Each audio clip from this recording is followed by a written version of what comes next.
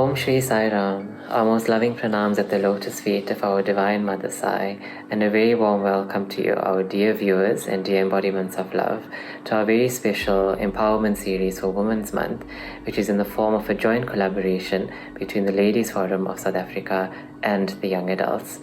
In today's conversation, we have the pleasure of interviewing our National Ladies Forum Coordinator for Gauteng, Auntie Mogi Pillay. Sairam, Auntie Mogi, and thank you so much for joining us this afternoon. Sairam, Sayo. Thank you for the opportunity. It's good to be here. Thank you, Auntie Mogi. So tell us a bit about your life. What is your current occupation? And how do you manage that on a day-to-day basis? Okay, I'm a travel agent, independent travel consultant, and then I work from home, and it's a 24/7 job. So I enjoy it because I have a play for it. So it's a pleasure to work. So you do what you love. Yeah. That's amazing. And I also believe you've been involved in the CHM program in Johannesburg. So can you tell us a bit more about this wonderful program? Okay, Creative Home Management. That's what CHM stands for. And it is empowerment, basically we've done for women, and so they can run their homes.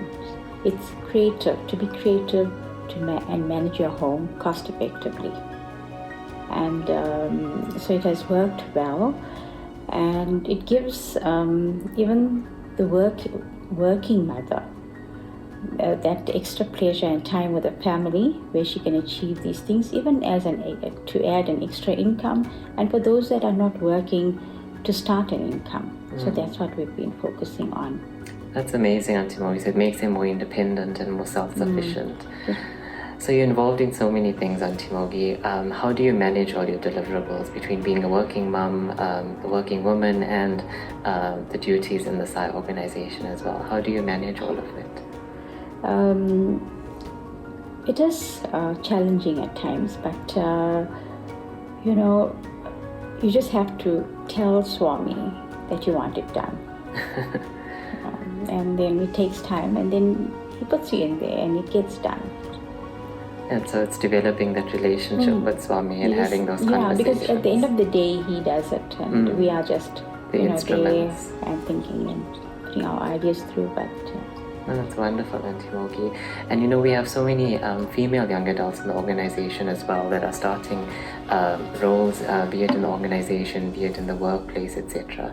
What advice would you have, and given your time and experience in being a leader, be it at work or even in the organization, what advice do you have for these young women that are aspiring to be future leaders in the organization? Okay. Our leader is Swami, and so we have to tell him, help us be your leaders, to be there to lead others and to run, take whatever you've given to us and run with it. That's what it is. He's the leader. We follow. So we will follow in the same direction. So we become leaders in our own way. So focusing on Swami and surrendering, but at the same time taking responsibility for our actions. Because he's got everything there. And under control. So we have to just say, okay, fine, let's go with it, 100%. Thanks, Auntie Mogi. And speaking about remaining focused on Swami, how do you remain connected with Swami? What works for you? Okay. I am his most annoying child, that's because I don't question him. I just, you'll understand when I'm saying the annoying child that's always like wanting to do something, and so you just keep nagging. Okay. Yeah. So it's developing like a conversation with Swami on a day-to-day basis. Oh, that's amazing, Auntie Mogi. And speaking about that, so when you start your day in the morning or when you're preparing meals, what is your favorite bhajan or your favorite mantra that keeps you connected with Swami? Actually, any bhajan that comes to mind, and sometimes when there's something on, bhajan is on, so I continue with that. And then the mantras be the Gayatri mantra and the Sai Gayatri.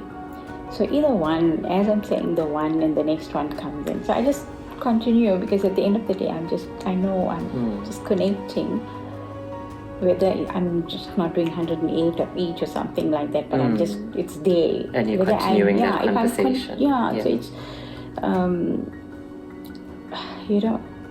unconsciously kind of a thing. Something like that. That's wonderful, Auntie Mogi. And our last two questions. So before we close, the first very important question is, we always say behind every successful man there's a woman, but I think it's so important that every woman also has a woman in her life that has inspired her or helped her to be more ambitious about her life. So have there been women that you've considered as role models in your life that have helped you stay inspired and drive your goals and ambitions that you've had in life? Yes, my mom and her two sisters who lived with us. They were like the other two mothers, of mine. And they always had a bigger vision for me, a future, and wanted me to achieve whatever I wanted to, the passion I had and things like that. And they treated me like, together with my father, they actually said, I'm their son and their daughter. And whatever I decided and I wanted to do, they really gave me that go ahead. The moral support. Okay. And, made me focus. And also there was one thing that they all, said to me, and always it was, a proverb in our household in Tamil, that it created this passion, that which also created the other thing. They would say that, if you hand feed the child, the outside child, the child in the world, your child will grow on its own with the grace of God. Wow. Yeah. That's very profound. Because they say, if you have your child and another child, if you feed that child, your child will grow on its own. And it's, I think, growing that circle of unconditional love, basically. Yeah, that's what it was, and it still rings, and I always say to them. So it makes you, and it has, I've experienced it in my life and especially when I do that to my children's life. You can see the impact coming back. And so speaking about that, Auntie Mogi, growing that circle of unconditional love and playing it forward, as a society, we've been dealing with another pandemic aside from COVID, especially in the recent months and years in South Africa, and that is, of course, of gender-based violence, or as we know it to be GBV. And so something not new to society, but definitely gaining a lot more awareness and momentum at the moment in terms of what can be done about it.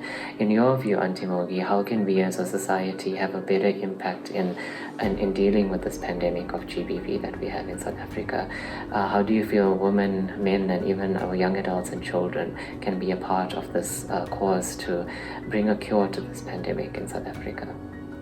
Okay, it is very sensitive, and the way we need to treat it is, you don't treat the result. You have to start before that, the root cause. And with the root cause, it's a long topic. It's on its own, where it develops from innocent children, from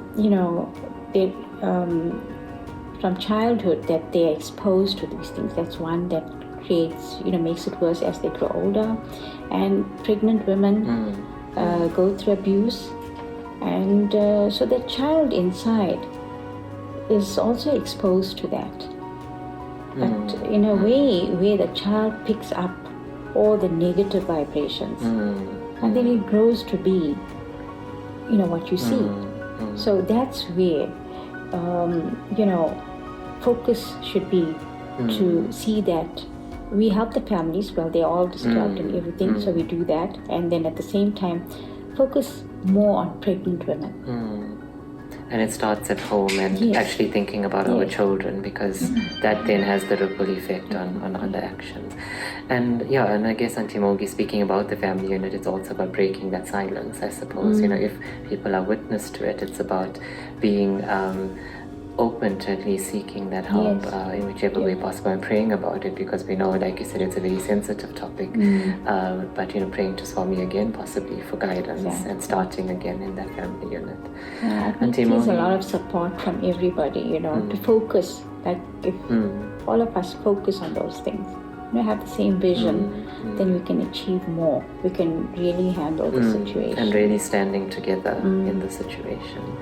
Auntie Mogi, it's been such a pleasure chatting to you this afternoon, and so inspiring as well. And I'm sure all our viewers that are watching this remain inspired, not just for Women's Month, but for every month going forward. So thank you so much for affording us your time. We also give our gratitude to our dearest Bhagwan for this opportunity for the series, which has been conceptualized by him.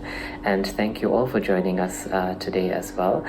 We look forward to you joining us for the upcoming episodes in this very special series as well. With much love and gratitude. Jai Sai Ram. Thank you, Sahil.